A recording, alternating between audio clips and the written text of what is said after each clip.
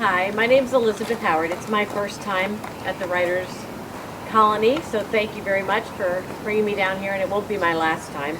I'm living in the southern part of Kansas City. I live in Lee Summit. I'm originally from Iowa, and I'm a poet. The work I'm working on at the Colony is a compilation for my first chapbook. So I'm going to read some of the work for that from that for you today. So I'll start with, and a lot of this stuff has been, a lot of these poems are written recently in the last, probably in the last couple months.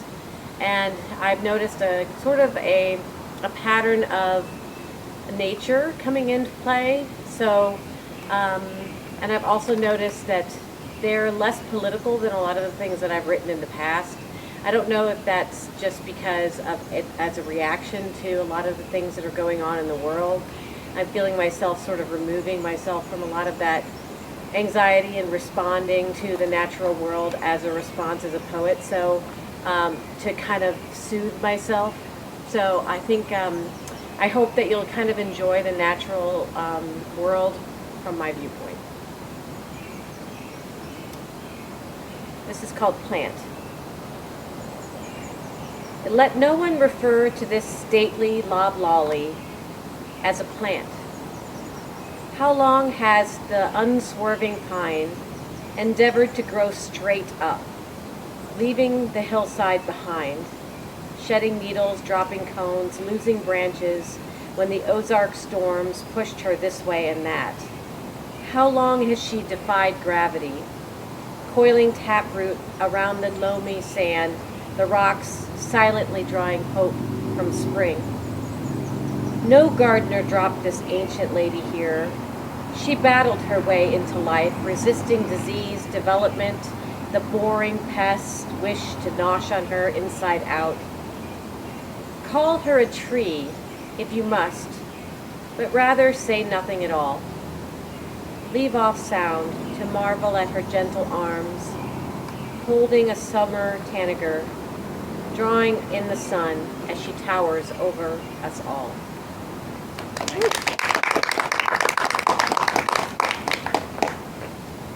I shared this poem with some of our colony mates last night, and they gave me some positive feedback, so I feel like I'll share it again.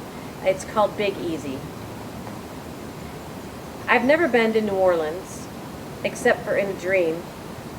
King cake search along wet boulevard to meet the man sworn to turn me inside out, to set the demon free, to reassemble these mirror shards, to undo the curse. Blue neon notes waver in the puddle as I hesitate, smoking secondhand with the tramp by the door. The piano's tune escapes the transom, tugging at me. No need to rush, don't be late. I pull handle and it all comes back. The glass clamor, the voices laying on top of it all, and him holding his trumpet loosely, leaning on a leg, pulling on weak chin hair. The bassist swirls his milky scotch while the drummer croons on. Take apart your bones and put them back together again. The boy wets his lips to play.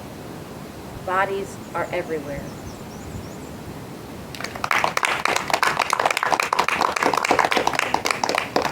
Andy, I really liked the comment that you made about having the favorite poem because they would all be jealous. What was it that Joy Harjo said? That's what she said. Yes. So this is a poem I wrote a long time ago.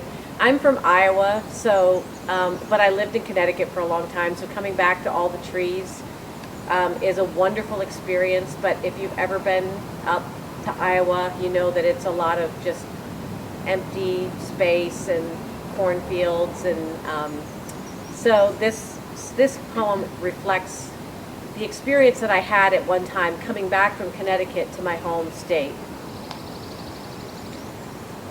We did a lot of driving, by the way. We drove from Connecticut out to Iowa, so there was that experience of exiting out of Pennsylvania into Ohio and Indiana.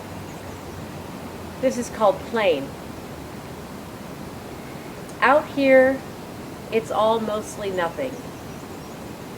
It's a line of scrub trees, a chain link fence to divide that patch of yard from this. Out here, the horizon is a friend. She doesn't have much to say, her mind filled with a run-on, tension wire conversation that never ends. Out here, an oak tree is true love, and a water tower stands sentinel to all the children's dreams of falling and flying away. Out here, the overpass goes to the softball fields and the Casey's and the driving range and to plain-spoken hellos at an amble speed. Here, along the sidewalk, the bike path, the road, the drive that heads out home.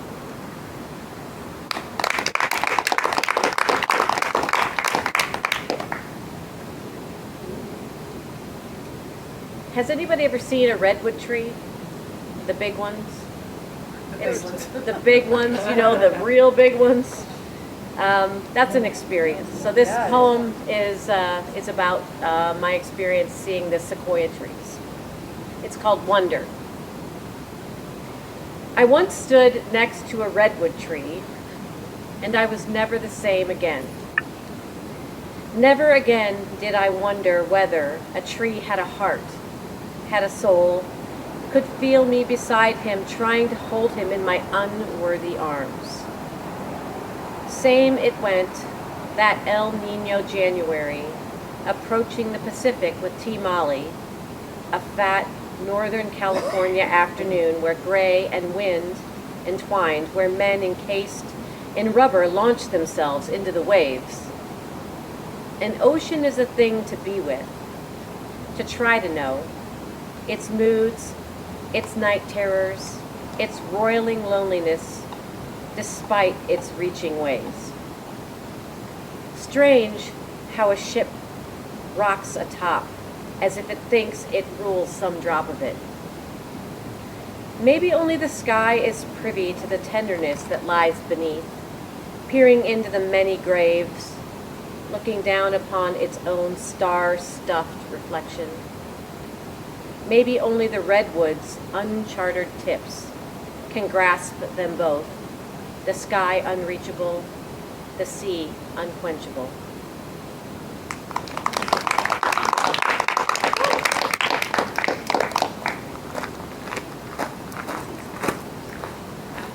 This is called Sentient. What does it mean to be alive? Here I am with you, this moment, wondering if it's enough first to just breathe, laying still, heart beating. Were I comatose, what do I feel? A nurse's soft skin? Do I catch her lotion's vanilla scent? When I was 28, love chewed at my guts, breathed in my ear, shook my shoulder in fervor from foggy dreams to come back and attend.